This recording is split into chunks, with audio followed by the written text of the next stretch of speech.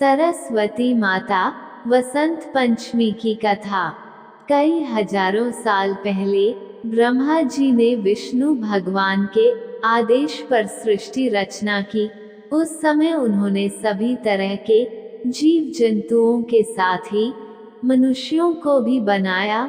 सृष्टि की रचना के बाद ब्रह्मा जी धरती पर आकर भ्रमण करने लगे। तब उन्होंने देखा कि हर तरफ शांति है और किसी तरह की ध्वनि नहीं है।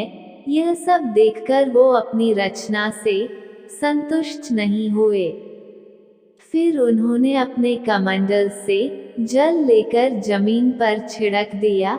जल के छिड़कने के बाद धरती में कंपन हुआ और धरती से 4 हाथों वाली सुंदर देवी प्रकट हुई। उस देवी के एक हाथ में वीणा, दूसरे में वर मुद्रा, तीसरे में पुस्तक और चौथे में माला थी। चतुर्भुजी देवी ने ब्रह्मा जी के कहने पर अपनी वीणा से मधुर नाद किया। तब संसार के सभी प्राणियों को वाणी प्राप्त हुई। उस दिन के बाद से हर तरफ मधुर वाणी गूंजने लगी। चिड़िया चहचहाने, भंवरे गुनगुनाने और नदियां कलकल करने लगी।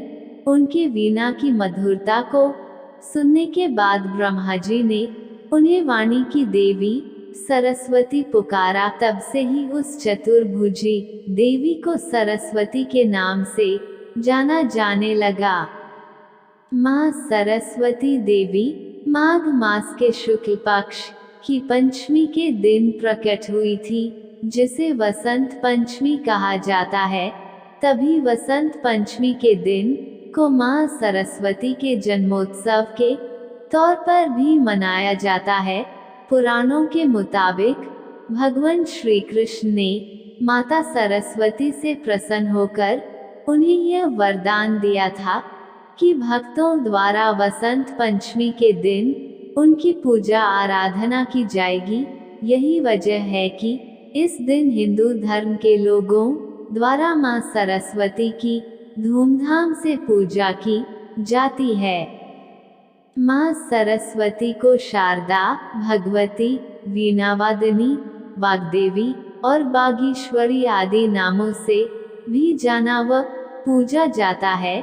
माँ सरस्वती द्वारा संगीत की उत्पत्ति हुई है, इसलिए संगीत भजन से पहले माँ सरस्वती की पूजा भी की जाती है। कहानी से सीख। इस कहानी से यह सीख मिलती है कि जब तक अपने काम से संतुष्टि न मिले तब तक उसे बेहतर करने की कोशिश करते रहना चाहिए। अभी तक हमारे YouTube चैनल को सब्सक्राइब नहीं किया तो सब्सक्राइब कर दो दोस्तों।